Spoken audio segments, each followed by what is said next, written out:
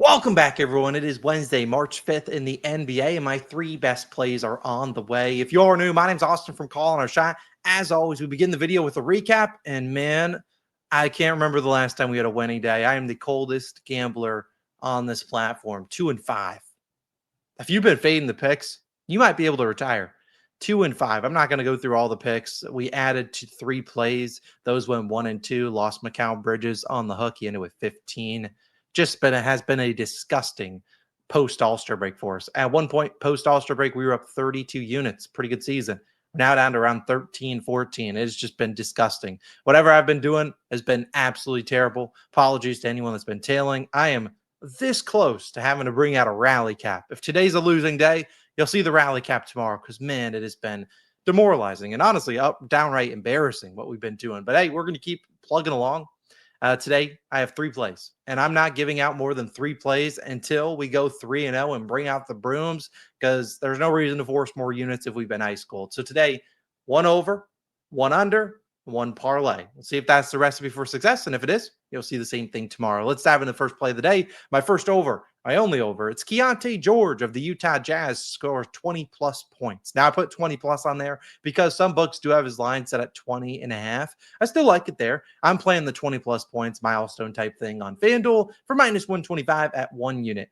Let's hope he can come through for us as the Jazz are on the road taking on the Wizards. Now, the Jazz are down pretty much their whole lineup. Now, Keyonte George, if you're like, Austin, he's coming off the bench. I know that. That's what they want to do. I think they kind of want him to be their future 6-man of the year type guy. So they keep bringing him off the bench. It's not that he doesn't play minutes. He still gets above 30 minutes, but it's kind of his role. And honestly, that's fine. Come off the bench, plays with some lower usage guys, and the volume's pretty good. But as I said, this is a team in the Jazz that is down literally everyone. I mean, their whole lineup is injured today. And I'll go through all the guys that are injured, and then we'll talk about why I really like this matchup for Keyonte George. Now, here is the list of guys that are out for the Jazz.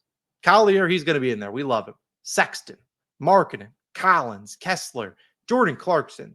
All these guys are out. So coming into the starting lineup, you're going to Filipowski. I like his over and rebounds if you want to go that way. KJ Martin, a guy that really doesn't shoot. You'll get Sensabaugh. He's pretty solid. He'll shoot his maybe Cody Williams in here and there. They really don't have a lot of scoring out there. And so in turn, you're going to see a guy like Keyonte George have to shoot the basketball. Reminder, this is PropsMadness, best research tool out there. Use code COS when you sign up, 25% off your purchase. Now, Keyonte George as a whole hitting, scoring 20-plus points. Not the best, only over in 13 of his last 30. However, let's isolate and let's talk about when he's playing with these guys out. So without these guys, he really has only played in 2 games. And in these 2 games, 21 and 28 points. So over in both games, as I said, 34 and 31 minutes. They've lost both of them. But you look at the field goal attempts. This one, 6 for 22. He shot below 30% and still came through. This one, he obviously shot a little bit better. Obviously, damn it. Shot 9 for 21, got to the free throw line a little bit, and he got the job done. He's going to be going up against the Wizards. You look at where he scores his points, pick and roll, they're middle of the pack, spot up shooting, middle of the pack, free throws, transition, handoff, all decent opportunities for Keyonte George to get going and knock down some shots. I think this is a perfect matchup for him. I think he gets the volume, and you've seen this season, even with these guys playing, when you see games this season when Keyonte George is just shooting the basketball. So we're talking, let's say he gets 15 shots, 15 or more shots this season. He's over in 63% of games. Tougher matchups that he's failed under. Spurs, look at the games he missed. 17% here. This game, 33%. This game, 33%. This game, 20, 33, 38. Honestly, we're probably getting one of these 30%. I am not lucky enough to get him to shoot 59% from the field at this rate, but I think the volume's there. And at the end of the day, he's an NBA player in a good matchup, going to get some good volume. I think he can score 20 or more points. So my first play of the day, Keyonte George, 20-plus points. Please shoot 30%. If it's not any higher than 30%, fine. Just get in the 30s. Get out of the 20s. 20s is embarrassing. I could shoot 20%. My next play of the day is going to be my favorite under of the board. We've done really well on unders this season. We talked about it yesterday. Yesterday, though, wasn't great for our unders. Technically, we went 1 and 2, if you will. We did cash the Fox under, but we had to parlay it because it was way too juiced. And obviously, the parlay leg doesn't come through. This one I really like.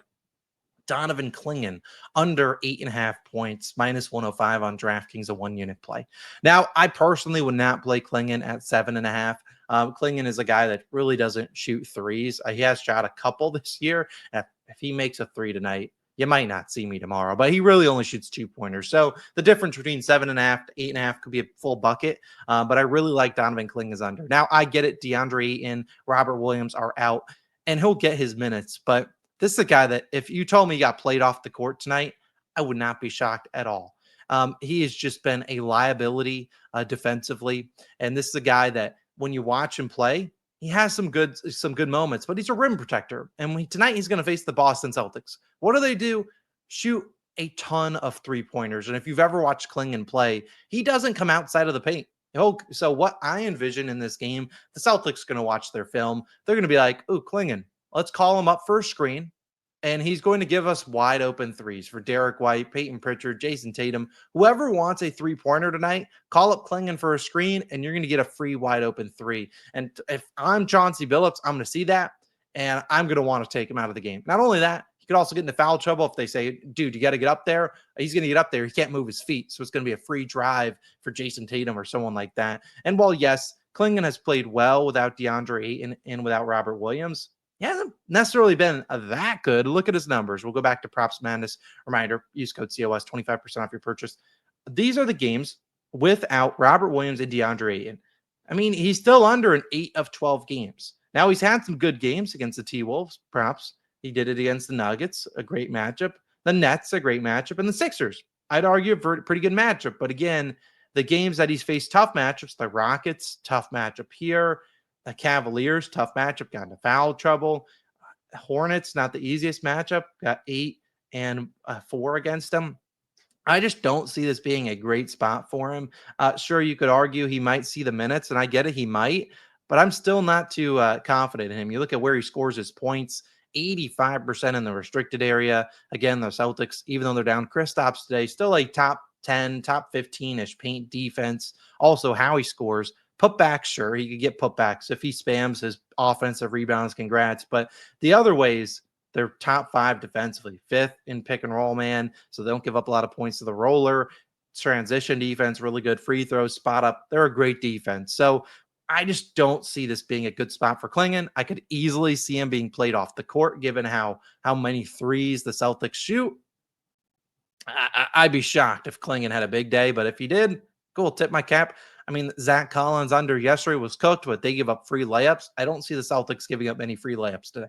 So assuming he can't get, 6 or 8 points just off offensive rebound tip-ins, I'll be pretty happy with taking this under. I just think he could get played off the court. This game could be a blowout as well. I don't know who the heck the Celtics play today. They do play tomorrow, I think, on TNT versus the Sixers. Don't quote me on that. I think that's their schedule. So maybe they rest some guys, but again, they'll still have guys in there. Probably Al Horford plays today. Kristaps probably plays tomorrow. So you'll get Al Horford in there, pretty good defender.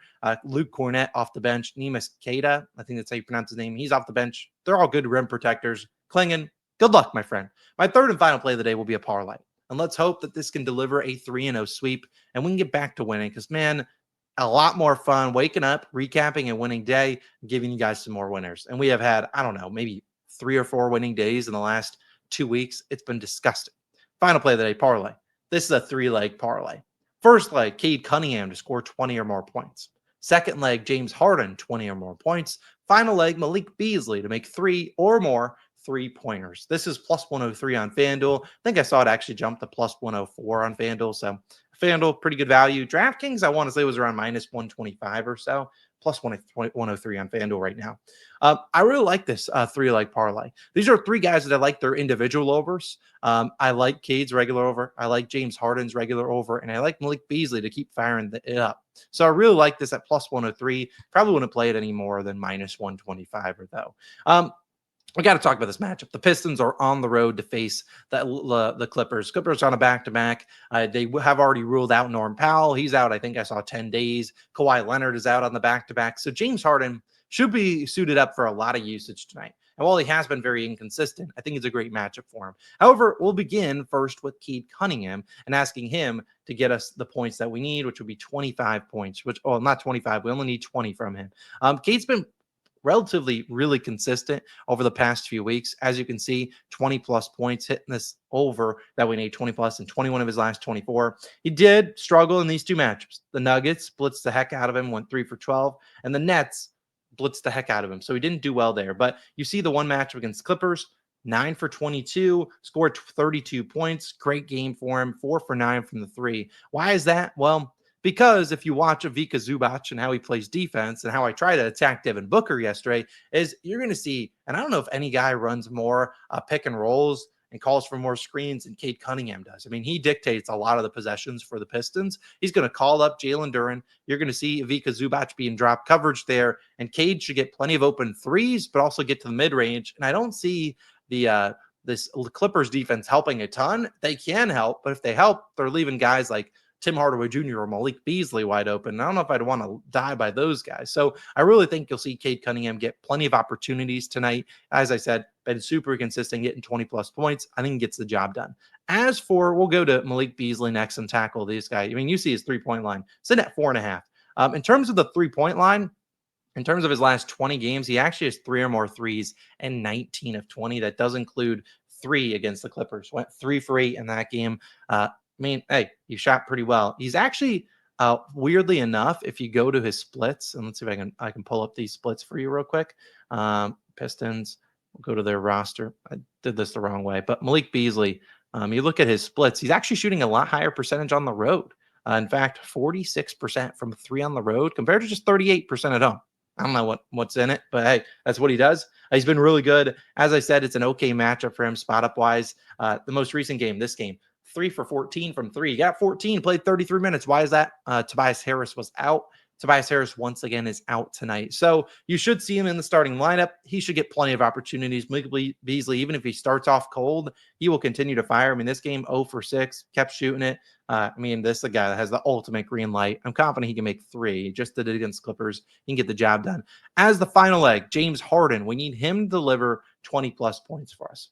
Now, you might be like, Austin, I ain't trusting James Harden, and I get it.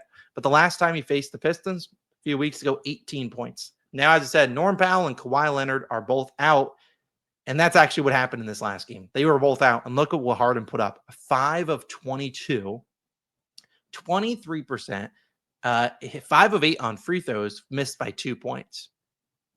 Just despicable performance. But back at home here, that was on the road. Back at home, I expect him to be a little bit better. And you look at the scoring methods, isolation. This is a team in the Pistons that I imagine would live with him going ISO against Asor Thompson. Free throws is a pretty good matchup. Pick and roll ball handler, pretty good matchup. They're a good spot up defense, and they're normally pretty good in the paint, which is where Zubac does the majority of his damage. So I see a guy like James Harden being hopefully pretty aggressive, trying to get into the lane and scoring and doing his job. At the end of the day, I was curious about what his splits are, home versus away. Okay. I mean, this is a guy, what are we doing? Shooting 38%. But I still think this is a guy that can get us 20 with all these guys out. And at the end of the day, we're betting on a little bit of usage here, but I really think this is a great matchup for him. Everyone's going to be on the Pistons today for good reason, fading the Clippers on a back-to-back. No Norm Powell, no Kawhi Leonard. I think they can keep this game close. They've lost 3 or 4 in a row. Clippers are still fighting for every single win, so I don't see Harden get the day off. Should get plenty of minutes, plenty of usage. We just need 20. I don't need you to hit 24.5, which is his line, which I imagine will be a popular under today. 20 points is all I request. Plus that with Cade Cunningham and plus Malik Beasley, plus 103. I think it's a great parlay. So we have that play. Then our other plays, we have the over for Keyonte George at 20-plus points. You can take it at 20.5, 21.5 maybe, and then Clingan under in points. 3 plays, hopefully 3 winners. No added plays today. I'm not adding any plays, not doing more than 3 until we can get the 3-0 sweep. Say a prayer. If today's a losing day, tomorrow you'll see me in a rally cap. Tomorrow I'm also getting a fresh cut to try to switch things up. It just has to be done. Either way, thanks for tuning in. Apologies for all the L's and the cake I've been serving you. We need a good day, and I think we got it. This card's a good one. I really like it. Let's go 3-0. See you in the next one. Peace.